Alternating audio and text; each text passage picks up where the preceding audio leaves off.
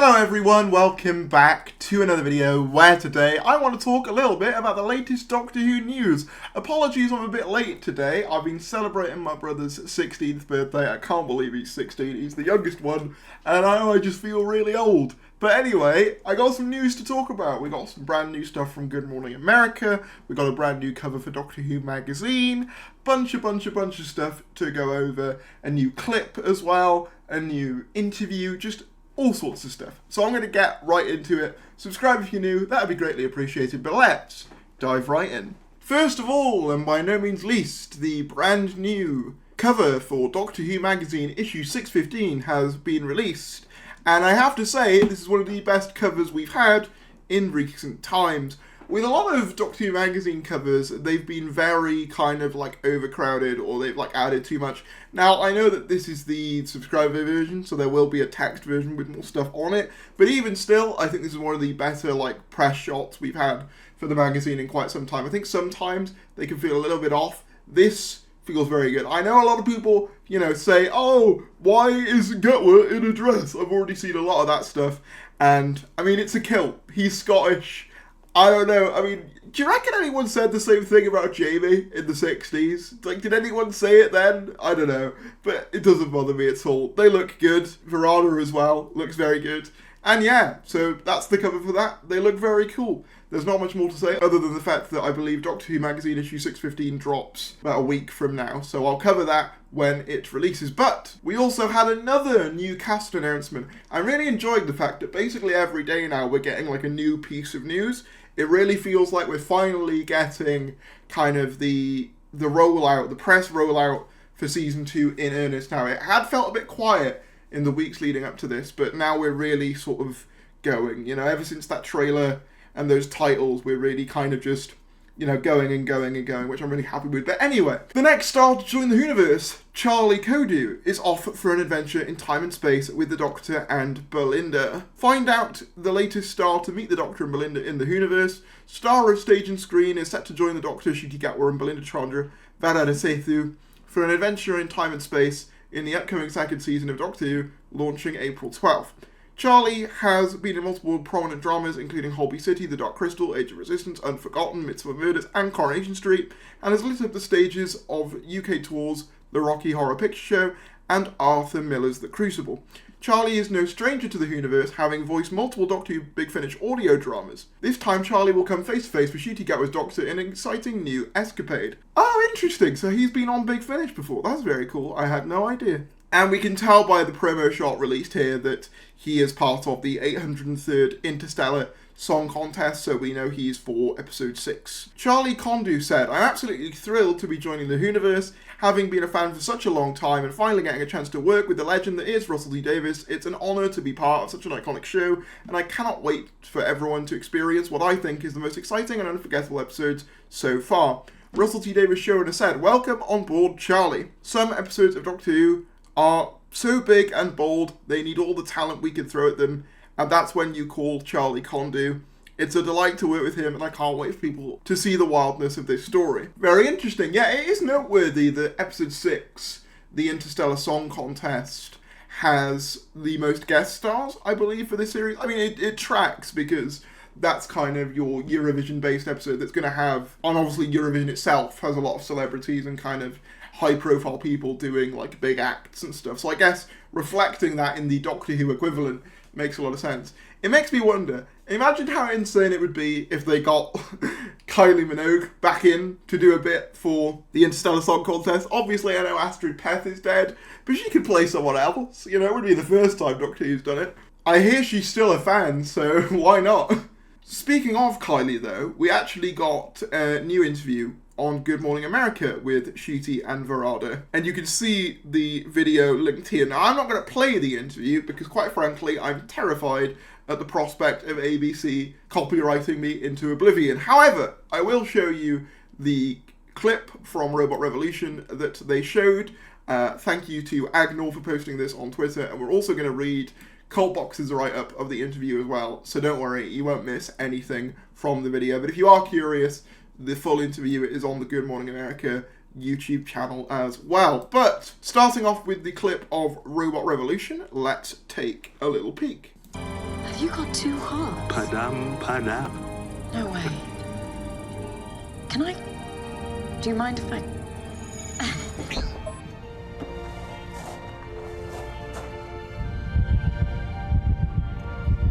Wow.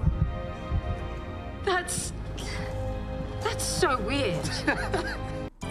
So there you go, that's the new clip from Good Morning America. And yeah, obviously, Padam Padam, the reason I opened this section talking about Kylie is that is a reference to one of her most recent songs, which I weirdly saw a lot of people kind of being annoyed at, but I don't really know why. It's just like a cheeky little reference to like a song. I think that's fairly common. I mean, for God's sake, End of the World opens with a record player playing Britney Spears, so I really don't see, much of an issue with this at all. And I also thought it was interesting, I don't know whether anyone else noticed this, but when she listens to his heartbeat, it kind of sounds like the beat of the Doctor Who intro. I don't know whether anyone else feels like that. Do you know what I mean? The boom ba boom kind of thing. Maybe I'm just kind of hearing things. But it definitely kind of sounded like that, at least to me. But anyway, we have a write-up from Cultbox. Doctor Who Season 2 has the quote-unquote best reveal, according to Ncuti Gatwa and Varada Sethu.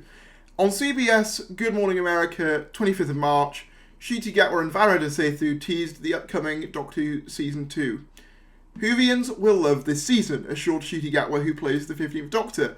There's so many Easter eggs for them. The best reveal, Varada Sethu added. The best reveal, Ncuti Gatwa agreed. The Doctor is facing the greatest trouble he's ever faced before. Ncuti Gatwa described Varada Sethu's casting as a companion Belinda as so exciting. So happy to be back and working with this one again, Sethu spoke of Gatwa. So much fun, and Varada just brings such energy to the show, Gatwa laughed. I could say the same about you, Sethu replied. And Belinda as well, as a character, is, Gatwa added, we've not had a companion that challenges the Doctor as much as Belinda does. In a separate backstage solo interview, Ncuti Gatwa spoke on the symbolism of his casting as an identifiable British icon. This role specifically on this show means so much to the UK and to the world. You've got like Doctor Who, the Queen, James Bond, Mr. Bean. There's a few things that are so identifiably British, and Doctor Who is one of them. And as a black man and as an immigrant, it feels symbolic to take on this role. I don't know, I think it's just quite symbolic as to where we are in society. So yeah, very nice, very interesting interview. The thing that I find really interesting, of course, in my Doctor Who brain is the idea of Whovians loving this season specifically, and the idea of there being a lot of Easter eggs involved in it, and of course a great reveal according to both of them, which obviously Cultbox puts here a picture of Mrs. Flood, which I can only assume is likely what this is referring to. I just really hope they stick the landing with this, because I was really disappointed with Empire of Death. I say it all the time, but if they can stick the landing with this one, and it might redeem it a little bit, we'll see. And as I've said before, I really like that Varada's companion is more challenging to the Doctor than Ruby was. Like I said, everything I've seen of this series so far is genuinely like a massive green tick and a step in the right direction from last year. So yeah, I'm really hopeful for the best. But I also didn't show, actually, I was going to show this earlier and I forgot to show it. Prior to the interview with Good Morning America, the Empire State Building hosted Ncuti Gatwa and Varada Sethu for a photo op, and you can see them there enjoying the sights. Very, very nice. Even with King Kong as well. So it's interesting because, of course, we've had a lot of discourse surrounding Disney's ongoing support of Doctor Who and whether they will renew the contract for a third series on Disney+. Obviously, that's still up in the air. That still might be something that they do. But I do think the fact that they are still, they're putting them up in the Empire State Building, they're getting them on Good Morning America, and other such things like that, is indication that, yes, there very much still is, at least like for the time being, an interest in Doctor Who. You could say that that's just because, they want to promote the existing stuff they have as much as possible, and that is very much true. But I think if they really did find Doctor Who some kind of embarrassment or some kind of blemish on their record, I don't think they would be going this far to push it. And I also think it's noteworthy as well that with all of the kind of speculation around Gatwa, falling out or leaving the show, the fact that he is still very visible on the kind of promotional campaign trail, you know, doing Good Morning America, doing this photo shoot with Empire State, and I imagine many more things to come throughout the coming weeks. Yeah, I mean, it's definitely given me kind of pause to think, okay, maybe things aren't quite as apocalyptic as they've been made out to be by some people, which I already kind of assumed, but it's nice to kind of have some of that kind of, I guess, substantiated a little bit more. But of course, only time will tell as to what happens with the deal. Finally, I wanted to cover this announcement. For some reason, they didn't tweet this, but it was on their Instagram, and I also got another tweet about it as well. But we're getting more novelizations. We're getting 3 Season 2 stories novelized. Those 3 are The Robot Revolution by Una McCormack, Lux by James Goss, and The Well by Gareth L. Powell. So yeah, we're getting 3 more Target novelizations for Season 2, but that's not all. According to leaked Amazon listings, found by my wonderful friend and friend of the channel, Jack Alexander, one of the other books that is set to be released is Empire of Death. So you can see here, Robot Revolution, Lux, The Well, and Empire of Death. Now apparently Empire of Death is being written by Scott Hancock, who, if you don't know, was the script editor, I believe, for Season 1. And this one is probably the one that fascinates me the most.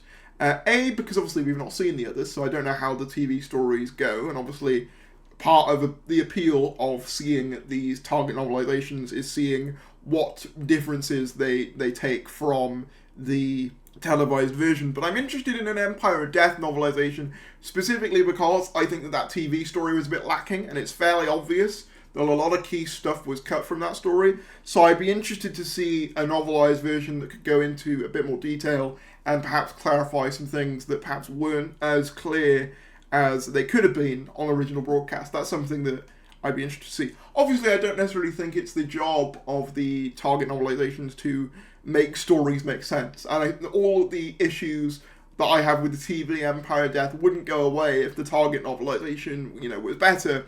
But I think having another go at it would definitely be something I would welcome. So I'm interested in that, and obviously good to see Doctor Who books still going strong as well. I also wanted to say that's not the only Doctor Who magazine we're getting. We're also getting a separate Doctor Who magazine alongside the next issue that will cover 20 years since Series 1 and the 9th Doctor as well. So keep an eye out for that. A lot of stuff going on, and in fact tomorrow, at the time of recording this, will mark the official 20th anniversary of Series 1, which is insane to think about. But that's about all we have time for. If you did enjoy this video, please give it a like, subscribe if you're new, and I'll see you later.